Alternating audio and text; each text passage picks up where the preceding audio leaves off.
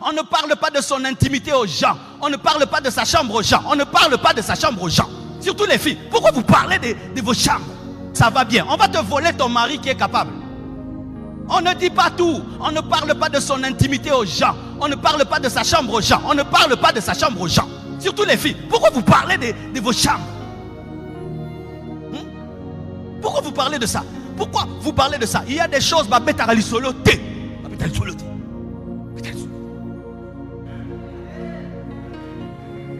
Alléluia. Ta vantardise là te fera voler ton mari. Ta vantardise là te fera voler ta femme. Il y a des choses qu'on garde dans le silence. Même sur iPhone, Samsung, il y a l'emoji où on ferme la bouche. Parce qu'ils ont prévu aussi des fois, mais les païens savent qu'il y a l'emoji, mais toi toujours. La Bible dit que la vie et la mort sont au pouvoir de la langue. La langue peut te tuer. La langue peut te tuer. Elle peut te faire rater un marché. Elle peut te faire rater une connexion, une relation. Tous les grands hommes que vous connaissez gèrent des informations. Tu ne peux pas monter. Tu atteins les grands et tu parles trop.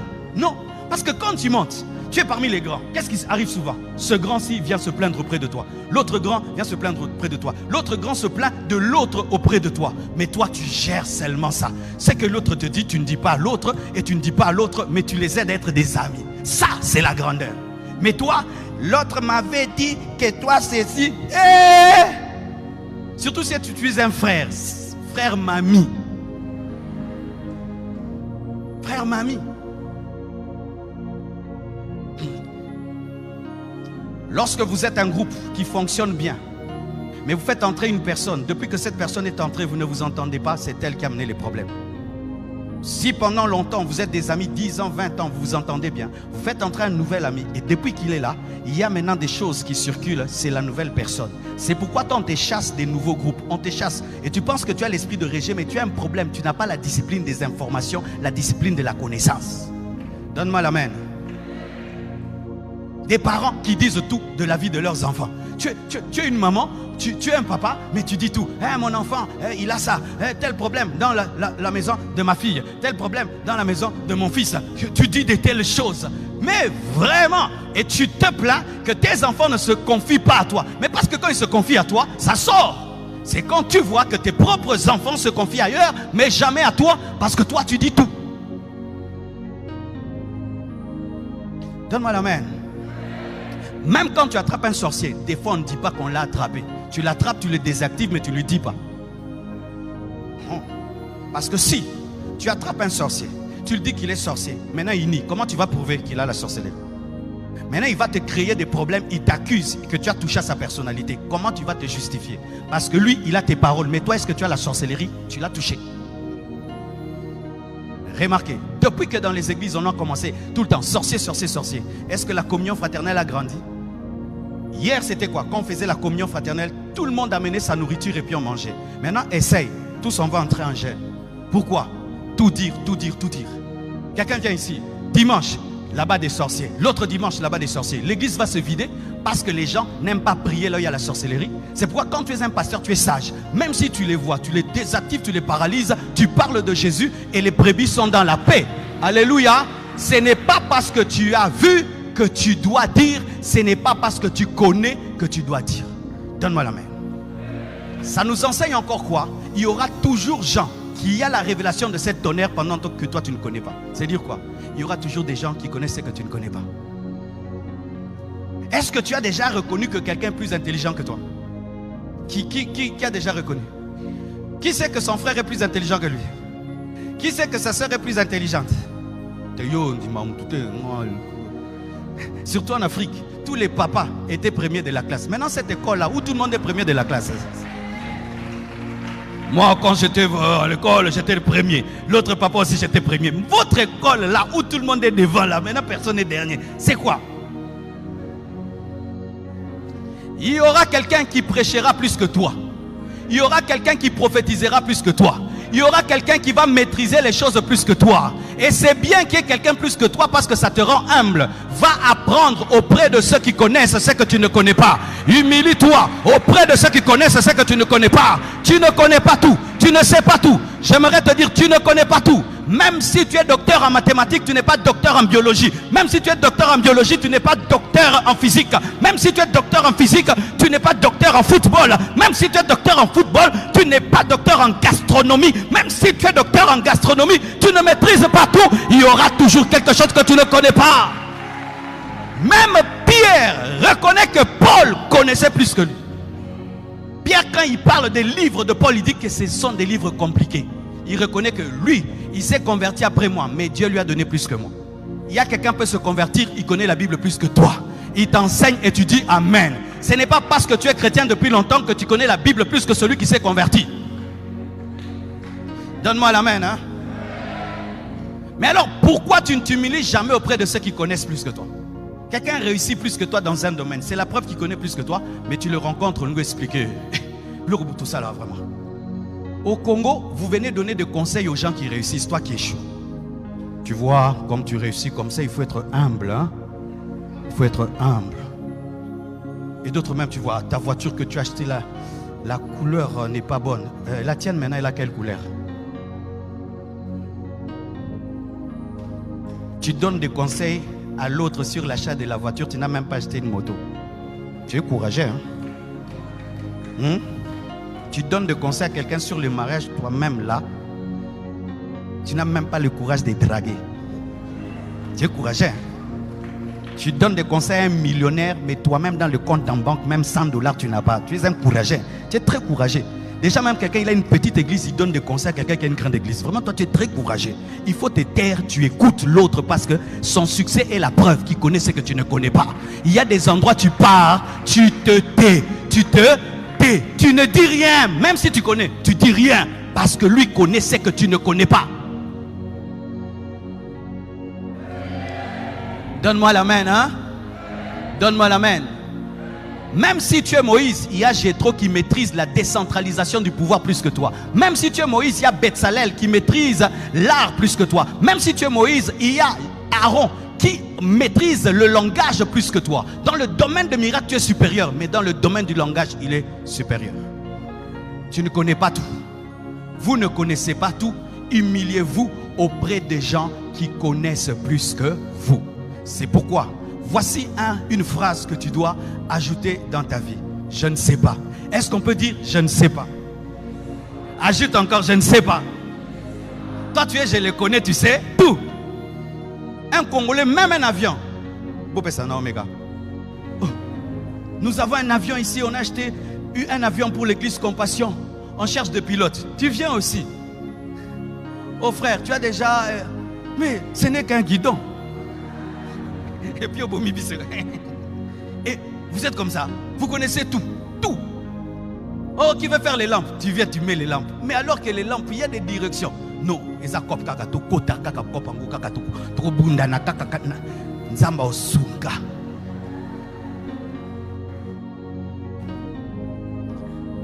Le jour que je suis allé à l'école biblique, j'ai été étonné lorsque mon professeur américain a dit qu'il ne savait pas. Vous savez, nous, on nous enseignait qu'un pasteur doit tout connaître. C'est faux, un pasteur, je ne connais pas tout. Il y a des fois, tu peux me poser une question sur un verset, je ne connais pas. Oui, vous pensez que les pasteurs connaissent toute la Bible? Non, moi je ne connais pas toute la Bible. Je connais ma partie là, très bien. Même Pierre ne connaissait pas toute la Bible. Ah, tu es étonné. Toi, tu penses que si tu me dis Genèse 1, je donne des têtes. Genèse 2, des têtes. Apocalypse, c'est hein? Obetami Libaku. Tiens. Si tu me demandes un verset, je commence à chercher. Parce que comment tu cherches? Tu devrais avoir des têtes. Je cherche aussi. Il y a ce que je connais, d'autres je cherche. Toi, si tu deviens pasteur, tu vas mentir aux gens. Je connais tout, je connais tout. Tu ne connais pas tout. Parce que si tu connaissais tout, tu allais tout prêcher. Alors on pose la question au professeur. Il nous répond, je ne sais pas. Oh, prof. Il dit, je vais aller travailler ça, je reviendrai demain, je vais poser la question à mon père spirituel. Ah, prof. Mais c'était l'humilité, c'était la vérité. C'était la vérité. Et il part quand il revient. Waouh, quelle profondeur, quelle connaissance. C'était ça l'humilité. Il ne sait pas. Même quand tu éduques tes enfants, des fois dis je ne sais pas. On éduque les enfants, papa sait tout, maman sait tout. Mais des fois les enfants d'aujourd'hui connaissent plus que nous. Tu vas faire avec lui des débats sur l'Ukraine et sur la Russie. Lui il maîtrise tout, même les drones qu'on utilise, les noms des drones et tout. Mais ça, quel nom de drone? Ah, quel drone? Il n'y avait même pas de drones. Oh papa, mais ils ont attaqué avec des drones. Ah non, c'était des avions. Papa, c'est les drones. Est-ce qu'un drone peut aller en guerre? Oui, les drones vont en guerre. Non, les drones filment seulement les kilts. Non, il y a aussi des drones qui attaquent les gens. Dis, je ne sais pas. Et si tu ne sais pas, tu vas t'humilier pour chercher la connaissance auprès d'autres. Et tu vas t'humilier devant la connaissance des autres. Vous n'êtes pas des omniscients. Vous n'êtes pas des omniscients. Vous n'êtes pas des omniscients. Vous n'êtes pas des omniscients. Des fois, ta femme peut connaître plus que toi. Des fois, ton mari peut connaître plus que toi. Humilie-toi devant la connaissance des autres et respecte la connaissance des autres. Donne-moi la main. Tu peux épouser une femme qui connaît des choses que tu ne connais pas. Humilie-toi devant sa connaissance. Mais des fois, dans les couples, le mari connaît tout. La femme connaît tout. Lorsque dans une équipe, il n'y a que des je les connais, ça échoue. Humiliez-vous devant la connaissance des autres. Humilie-toi devant la connaissance de tes amis. Mon ami, comment tu as réussi? Moi et toi, on a grandi ensemble. Qu'est-ce que tu as fait? J'ai fait ça. Tu apprends et puis tu réussis.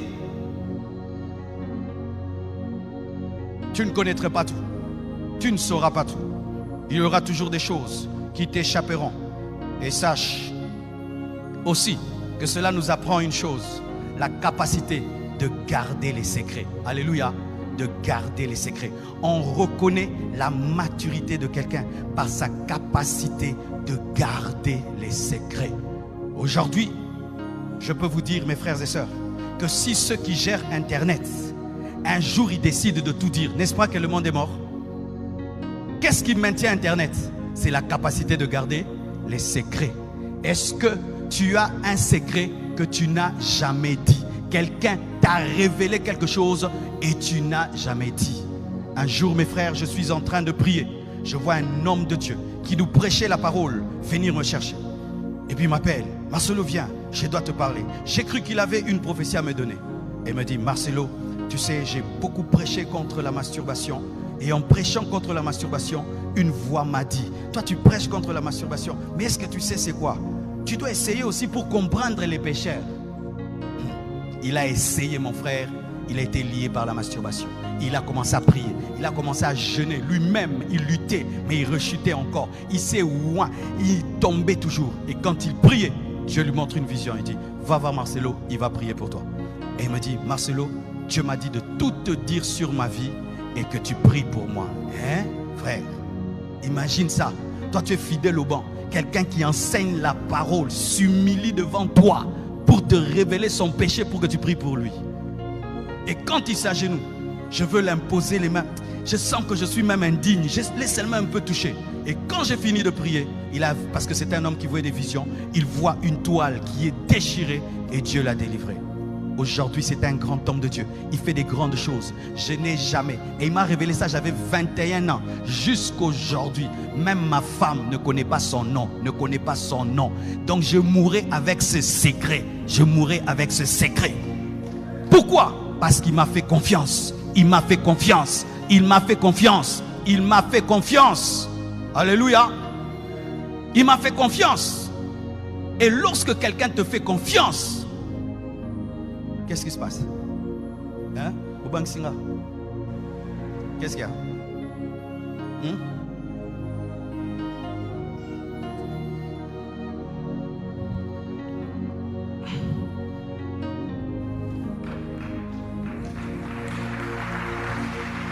Ok. Mais il m'a fait confiance. Et je n'ai jamais dit à qui que ce soit cela. Même si on prend un fusil, on me met là. Marcelo donne son nom. Je préfère mourir que le détruire. Pourquoi? Parce qu'il pouvait aussi se battre seul, sans jamais le dire à personne. Mais s'il me l'a dit, c'est parce qu'il avait confiance en moi. Toi, Tu as dit des choses, et tu as dit des choses, et tu as dit des choses. C'est pourquoi ta vie ne devient pas grande. Pourquoi? Parce que la grandeur amène toujours des hommes grands, et les hommes grands ont toujours besoin de parler.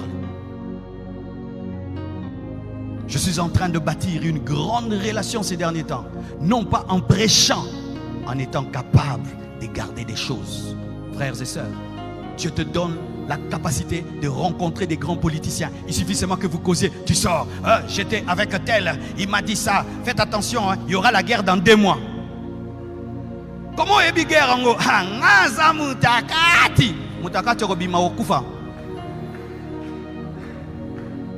Tu peux être avec un agent de la CIA.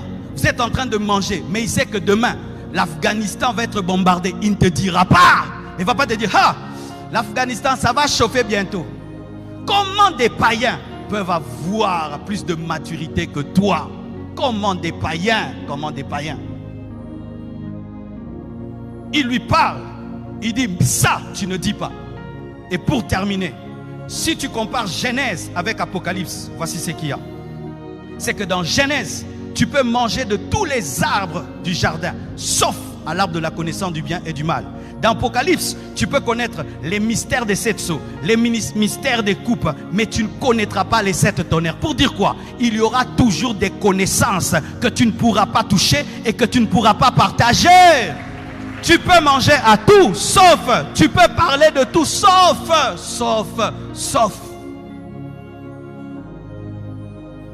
Il fut un temps, si je lis un livre, je le prêche. Je connais quelque chose, je le prêche. Et puis un jour, Dieu m'a dit, il y a ce qui est ta méditation, il y a ce qui est ton enseignement. Il y a ce qui sont tes recherches, il y a ce qui sont tes prédications. Tu ne vas pas changer toutes tes recherches en prédication parce que dans la recherche, on peut commettre des erreurs jusqu'à trouver la vérité. Est-ce que tu as compris? Et je veux vous parler de quelqu'un qui n'a pas obéi à cela et le problème qu'il a créé. Jésus-Christ a guéri un lépreux. Dans Marc 1, verset 41 à 45, la Bible dit, Jésus, ému de compassion, étendit la main, le toucha et dit, je le veux, sois pur. Aussitôt la lèpre le quitta et il fut purifié. Jésus le renvoya sur le champ avec des sévères recommandations. Des sévères recommandations. Il dit, garde-toi de ne rien dire à personne, mais va te montrer au sacrificateur seulement et offre pour ta purification ce que Moïse a prescrit afin que cela leur serve de témoignage. Cet homme, on lui interdit de dire qu'il était purifié. Lui, qu'est-ce qu'il va faire? Mais cet homme, s'étant allé, se mit à publier hautement la chose et à la divulguer, de sorte que Jésus ne pouvait plus entrer publiquement dans une ville. Il se tenait dehors, dans des lieux déserts, et l'on venait à lui de toutes parts. Voici le contexte. Un homme est lépreux, Jésus le purifie, mais Jésus ne veut pas qu'il publie. Parce que c'était un temps, Jésus voulait prêcher librement, entrer dans la ville sans être dérangé. Mais il le guérit quand même. Il lui dit, va seulement en parler au sacrificateur, mais aux autres ne dis pas. Mais lui, c'est comme s'il entendait en l'envers. Une fois seulement qu'il sort, Jésus m'a guéri. Regardez, j'étais lépreux. Maintenant, je suis pur. Et voici la conséquence dans la vie de Jésus. Jésus ne pouvait plus aller en public. Il restait dans le désert et les gens venaient vers lui. Pourquoi? Parce que quelqu'un a révélé ce qu'il ne devait pas révéler. Alléluia. Il y a même des cadeaux on te donne, tu ne dis pas. Il y a des bénédictions Dieu te donne, tu ne dis pas. Il y a des choses Dieu fait dans ta vie, c'est comme s'il n'a rien fait. Parce qu'il y a un temps où on montre la bénédiction, un temps où on cache la bénédiction. Toi, tu t'es battu par exemple, toutes tes grossesses s'en vont. Une grossesse entre, tu ne dis à personne. Jusqu'à ce que ça atteigne le niveau où tu ne peux plus cacher. Alléluia. Il y a des choses qu'on cache, il y a des choses qu'on montre. Mais voici maintenant l'équilibre. Lorsque tu entends un tel message, tu te dis, oh, je ne dirai plus jamais quelque chose à personne, n'est-ce pas? Non, ce n'est pas ça la vérité. La vérité, la voici. C'est que lorsque tu as une connaissance, tu dois étudier cette connaissance. Tu dis, ce que je sais, est-ce que ça se partage? Et si ça se partage, à qui ça se partage? Et quand ça se partage, où ça se partage? Il y a des choses que Dieu te révèle que tu dois dire que dans une réunion. C'est pourquoi des fois je convoque des réunions et je dis seulement 10 personnes, 5 personnes. Quand je te convoque dans une réunion, ce qui se passe dans la réunion, tu ne dois pas dire à l'église. Alléluia. Beaucoup d'églises meurent comme ça. On convoque 10 personnes. Quand elles sortent, le pasteur avait dit tel est suspendu pour telle raison. Si on n'a pas dit à l'église, mais on a dit qu'à 10 personnes, c'est pour 10 personnes. Lorsque tu es collaborateur d'un leader et tu sens ce qui se dit dans le réunion, tu es en train de détruire le ministère, tu es en train de détruire le travail. Alléluia. Mais il y a des connaissances que tu dois dire lorsque ça doit sauver quelqu'un, lorsque ça doit bâtir quelqu'un. Et là, Dieu aussi te demandera des comptes. Si tu connais quelque chose que tu devais partager, mais tu n'as pas communiqué, Dieu te demandera. Parce que n'oubliez pas, Jean a révélé les trompettes, il a révélé les sceaux, il a révélé les coupes, mais il n'a pas révélé les tonnerres. Mais toi, si tu ne révèles pas, ça c'est aussi un problème. Vous comprenez? Parce que certains ils tombent dans un piège, ils ne disent jamais rien, tu vas mourir. Il y a des choses pour en sortir, tu dois les partager. Il y a des péchés pour les vaincre, tu dois les dire. Il y a des bénédictions pour les garder, tu dois le dire. Hé, regarde, j'ai 1 million, mais je ne sais pas gérer. Aide-moi à gérer. Viens, voici. Alléluia. Hé, regarde là, j'ai un fiancé. Comment on fait? Non, un fiancé, quand tu l'as, on vit comme ça avec un fiancé. Oui, ça aussi. Alléluia. Mais si vous tombez dans le piège, vous ne dites plus rien, là c'est un danger. En soi, qu'est-ce que Dieu veut t'enseigner aujourd'hui? C'est que lorsque tu as une connaissance, lorsque tu reçois une connaissance, tu dois prier pour savoir comment gérer. Mais si seulement Dieu t'interdit, te dit, ça tu ne dis pas, ne le dis pas. Si te dit, tu le dis dans une année, tu dis dans une année. Si Dieu te dit, tu ne dis que dans la maturité, tu dis dans la maturité. Parce qu'une bonne chose qui est dite avant le temps amène des problèmes. Alléluia. Amène des problèmes. Quand j'étais enfant, il y a des choses que si on pouvait me dire, ça allait troubler mon cœur. Mais aujourd'hui, si on me dit telle chose, je comprends parce que j'ai la sagesse et la maturité pour les comprendre. Il en est de même aussi pour toi. Il y a des choses aussi que tu pries et tu demandes à Dieu de te parler. Dieu ne te parle pas.